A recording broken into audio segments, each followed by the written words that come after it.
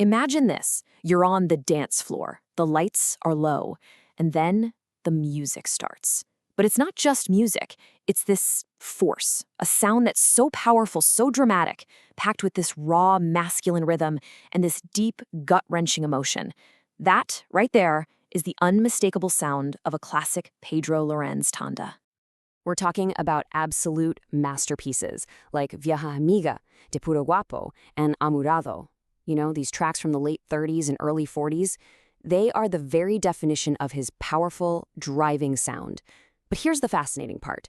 The man who created this immense, almost theatrical music was, by all accounts, the complete opposite.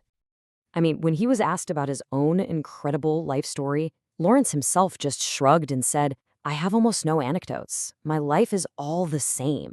And that's the puzzle, isn't it? How could a man with such a quiet, seemingly plain inner life produce art with that kind of thunderous impact? So that's the big question we're diving into. How did this humble, unassuming man become an absolute legend of tango? Well, let's find out. We gotta start at the very beginning. Our story kicks off right in the heart of tango country. Pedro Laurenz was born in La Boca and grew up in Villa Crespo, two Buenos Aires neighborhoods where tango is just in the air you breathe. It was all around him from day one. But his path wasn't exactly a straight line. His father had a very clear plan. Pedro was going to learn the violin. It was considered a noble instrument, right? A respectable skill that could earn you a living anywhere on the planet. But Pedro's passion, the sound that really called to him, the sound he heard his own musician brothers playing, was the bandoneon, the very soul of tango. And this little story just shows you how his destiny was pulling at him. You can just picture it, right? Young Pedro is inside, dutifully practicing his boring classical violin exercises, and all the neighborhood kids are gathered outside his window yelling, "Play La Morocha! Play Don Juan!" I mean, the world of tango is literally calling to him, right through his window. The real turning point, though, came when he was just 16. His family was worried he was sick, so they sent him away to recover in Montevideo, Uruguay. And that trip, well, it was about to change everything. And his rise was just meteoric. Absolutely explosive. At 16, he finally gets to put down the violin and just pour himself into the bandoneon. A mere 4 months later, he's a professional musician. He comes back to Buenos Aires, proves his talent in this famously tough cafe, and boom, he's immediately hired by the prestigious Julio de Caro Orchestra. This wasn't a slow burn. It was pure, raw talent just bursting onto the scene. His style was so unique, so instantly recognizable, it was like his fingerprint. There's this great story from Montevideo where other musicians would hear him practicing from another room, and from the doorway, they just say, "That's Pedro, isn't it?" They didn't even have to see him. They just knew his sound. That's how distinct he was from the very start. And this wasn't just artistic talent, it translated into huge success. One of his early compositions, Amurado, a tango he'd actually written years before, finally got released. It sold 150,000 printed copies. I mean, that is a staggering number for the time. It just shows the massive immediate impact he had on the entire tango world. So with his reputation completely cemented, Laurenz steps into the next phase of his career, and maybe the most legendary one. He joins the orchestra of the great innovator, Julio de Caro, and this is where he forms a partnership that would change the sound of tango forever.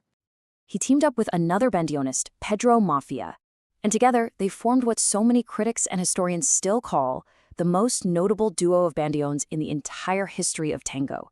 This wasn't just two great musicians playing together, it was this perfect, once-in-a-generation musical synergy. So how did it work? Well, Mafia played the first bandoneon, carrying the main melody. Laurenz played second, weaving in these incredible harmonies and counter-melodies around him. The way they played off each other with this perfect timing and feel, it gave the bandoneon this richer, more complex sound, this new sonority that nobody had ever heard before. Every single tango became a showcase for these two magicians of the keyboard. And that brings us right back to where we started, that incredible, powerful sound. We've seen the humble man, we've followed his meteoric rise, so now let's actually try to put a name to the qualities that made his music, his legacy, so unforgettable. When people try to describe the Laurenz sound, these are the words that always come up. It had a manly rhythm. It was incredibly precise, not a wasted note. It was quintessentially Argentine. And, maybe most importantly, it was deeply emotive. This was music you didn't just hear, you felt it. And perhaps the single greatest compliment ever paid to him is this. His style was to the sound of tango what Carlos Gardel's voice was to its lyrics. Inimitable. Just think about that. He wasn't just a great player. He was a defining voice of the entire genre, on the same level as the most legendary singer of all time. But for all that musical genius, for all that power and raw emotion he channeled through his instrument, what did this virtuoso do in his spare time? He had a simple hobby. He collected portraits of film stars. Apparently, the walls of his apartment were just covered with them. It's such a charming, simple, humanizing detail for a musical giant like him. Which leaves us with this one last fascinating question. How does a quiet, humble man who collects portraits of movie stars create music with such profound power, such a driving rhythm, and an emotion that endures for decades? Well, that is the beautiful contradiction and the enduring mystery of the master himself, Pedro Laurenz.